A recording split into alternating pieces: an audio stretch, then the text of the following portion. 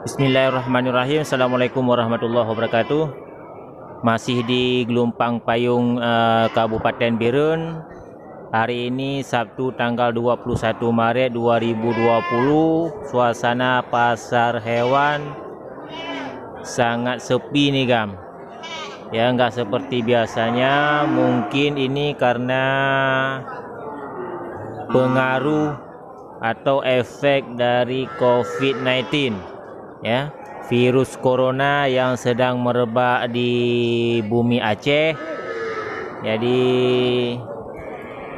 para peternak, juragan dan peminat-peminat hewan mungkin agak terkendala langkahnya, agak terhambat langkahnya untuk melihat-lihat hewan di pasar hewan Gelompang Payung. Tapi sebelum itu kita akan masuk dulu ke dalam mengecek kepastian sebenarnya untuk suasana pasar hewan hari ini.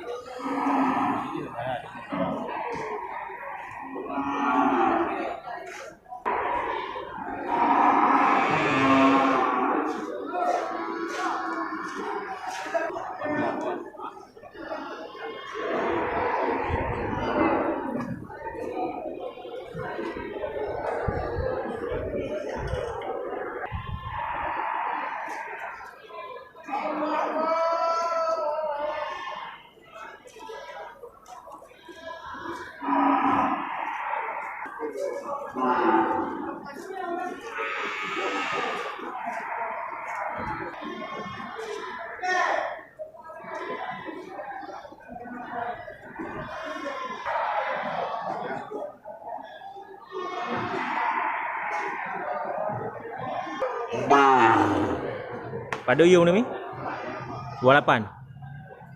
Nah, ini sapi jantan besar ini punya Bang Demi, dibanderol dengan harga 28 juta.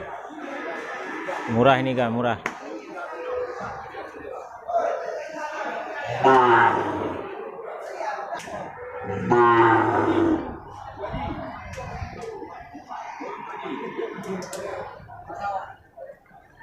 Ini 28 juta. Ini bobot badan ini besar nih Gam. Ini cocok ke pasaran hari ini, berarti tergolong ini Gam sangat murah.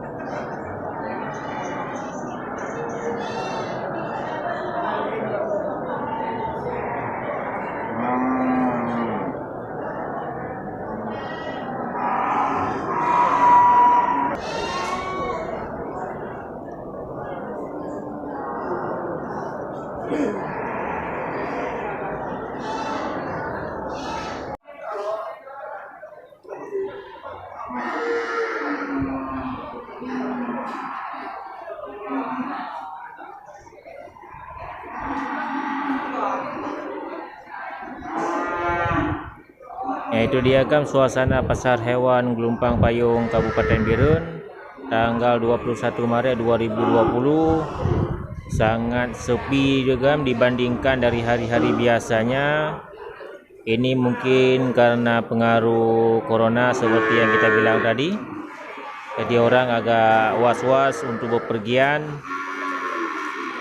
Jadi sebelum saya akhiri, saya ingatkan kembali kepada sahabat ternak semuanya untuk mensubscribe channel kami supaya channel kami lebih kreatif dalam mengupload video-video terbaru.